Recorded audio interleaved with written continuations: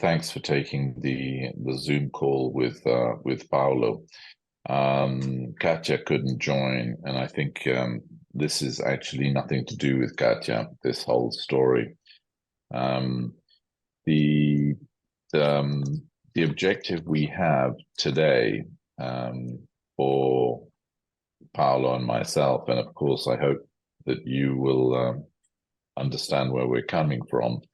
The objective is to see how we can work profitably together with you in a safe, controlled, and I wouldn't say common, but definitely in a streamlined fashion. So, and everybody has their own business model, their own business agenda, but it's very important, I think, that you and we are streamlined in our efforts. As you're aware, we had these difficulties in the past of really understanding maybe each other on who's doing what and why and how. And as I said to you on the phone when we spoke last, I think the recent story with what are we going to do with the A29, what are we going to do with the military business has got to a stage where we're obliged to either sign some contracts, understand who does what, how, or we won't be able to go into that business together safely. The reason is that we're in a very delicate environment at the moment, as you've seen.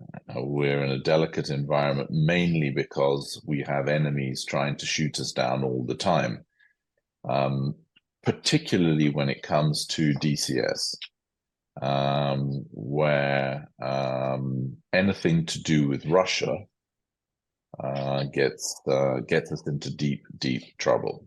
That's why we've made this very strict rules of engagement when talking to military customers and how we talk to them and so on, and to be very, very, very specific about who also talks with them. I'm perfectly happy if we agree to have an arrangement with you where you can develop your South American marketplace, but in a very strict fashion with us. So at no stage we're going to have some kind of issue with the Chilean customers, the Colombians, with Brazilians, with Ecuadorians, with anybody, and especially with our competition, who now is mounting. You probably don't know this, but over the last 2-3 years, we have had exceptional attacks on us. Paolo can maybe give you more details the day he sees you tete-a-tete, because we can't talk about this openly. But our successes, which we are having in this area, which are pretty good, are annoying our competitors who are in America, North America, Italy, UK, and elsewhere. We're offering something to our customers which they cannot offer, as you know. I mean, you've seen this, right? And it's quite a big business, existing business, but it's a much bigger business risk for them if they get taken off completely off this type of opportunity. We're not alone in this. There are a number of companies out there who are trying to get into this sector. By the way, including people like Maitreya, which created a big problem for us, thanks to Nick Dackard, as you know, who started that company, and then put in somebody, this other Nicholas ex-Saab fighter pilot, and they are shitting on us from every angle. Yeah. Everywhere they go, they say we're just a bunch of Russian hooligans, that we're working with the state, that anyway, you can imagine the tricks that they use. So we're very, very strict on how we talk to people. And it's possible that we'll lose some business as a result, but it's possible, most probable, that we'll win some as well, because we've got a very, very strict pricing policy and communications policy. I think Paolo can attest to that. He's set up with his guys a pretty good approach to all of these inquiries, potential inquiries. So when talking about South America, and specifically now, Razbam, yourself, your business, things have happened, as you know, in the past, which made me very concerned. The first case in point was the case with the Ecuadorians, and this very interesting exchange you have where you developed for them the A29 free of charge, if you wish, because they give you full access to the product. It's nice barter, but it leaves us with a very unusual situation where we have no contractual understanding with you. We have no business understanding of the opportunity. All we know is that our last, 30 years of work, which has permitted us to go in this space, isn't being remunerated in a correct way. Why have we set up? Well, it isn't being remunerated in the correct. Why have we set up these SDKs and TDK rules with third-party developers for military? Because we want each of our military partners to be totally financially committed. I understand that it's expensive and not every company can participate. And you and your team, I've understood this now, work as a sort of like a shareholding cooperative. I didn't know that before, but you trade off their time for participation in the product, meaning they're like shareholders without being shareholders, if you wish. And that's very understandable if you don't have capital and so on, but exceptionally dangerous as well, because it means that we're actually not dealing with one business leader. We're actually dealing with a whole bunch of people here, and I didn't know that. I understand why you've done it, and I think it would have been nicer for us to know, but I didn't know. I had a similar problem, believe it or not, with Nick Dackard when he explained to me that he has a similar arrangement, because I've asked him in the meantime, and he said, yes, he has a similar arrangement. And I was kind of like, Jesus Christ, this is quite shocking. But anyway, when it comes to military business, we like what you do. We like your talent. We like your fact that you're committed. We like all of those things, but we don't like the fact that we haven't got a clear arrangement. And that includes financial. The other day, and this doesn't surprise me now, when you said that you're developing the A29 and it's for Chile and everybody else, I said, okay, but we don't have an arrangement with you on this.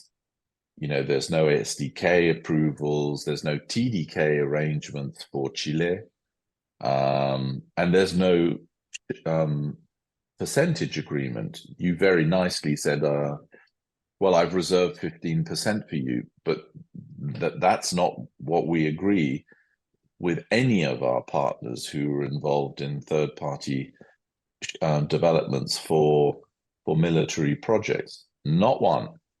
So I feel as though we are being a little bit, I don't like to use this word, but a little bit put in a corner with a knife under our throat.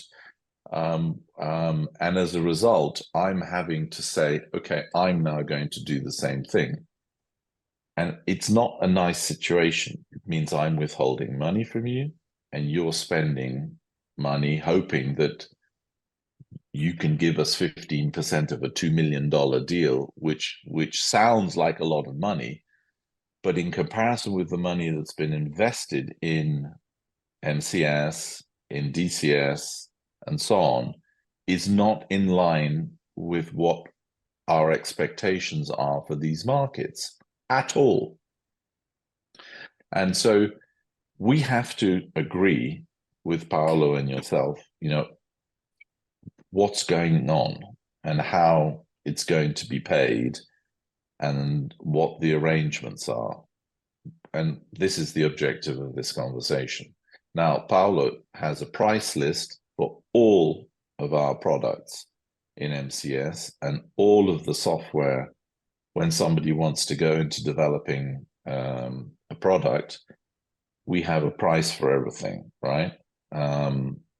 Whether it be Dassault, whether it be the Italians, the Greeks, whoever it may be, or the Americans from SimStar or whatever. And we can't not, do this in a harmonized way. We can't say, but South America is different. We'll do that for cheap because the Ecuadorian military was very friendly. They gave access to all the information to Ron. And so, we're happy with that. And 2 million, that's fine.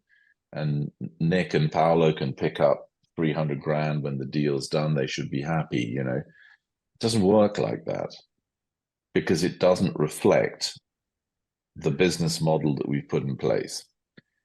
For example, Paolo, maybe you can explain, you've got it in front of you, the cost per seat of an SDK for a third-party developer in MCS is 150,000 per seat per annum. 150,000 per seat per annum. TDK, it's 50,000. So here we are dealing with the Koreans, with the Greeks, with everybody in this way. And I find out that the A29 is ready to go, soon in MCS, and nobody's paid anything. And it's like, okay, all right, well, how many people have worked on it? Well, 3, 4, I don't know. We know how many people work on any model. It's always a mix of modeling, aerodynamics, weapons, systems, and so on, right? We know that. Mm-hmm. And so what's the deal? What's it going to be? First of all, Nick, I'm more than willing to pay for anything that's regarding for SDK licenses for use as for seed, as for people included in this. As for my involvement with A29B and in Ecuador and South America in general, I talked with Paolo once we met in Rotterdam, what my idea was and what the commercial perspectives were versus what they were the offerings that we're getting down here.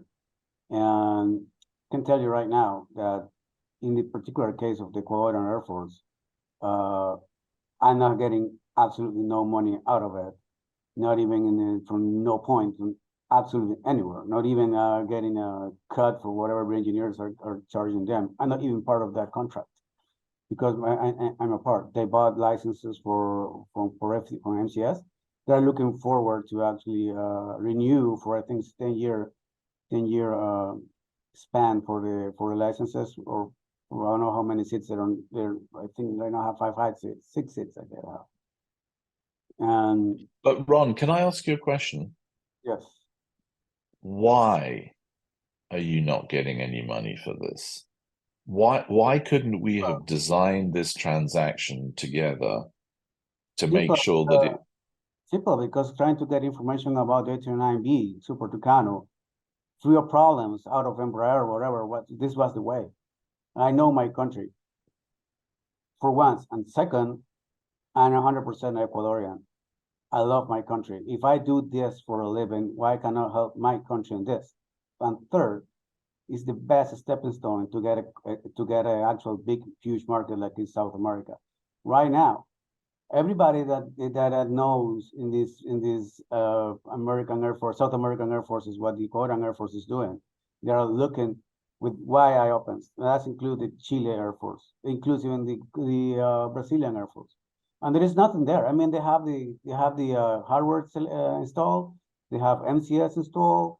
They are using the X16 right now, and they are most likely right now. They are most interested in learning how to use MCS and all the capacities they have with the simulator. And everybody's looking. I think I show you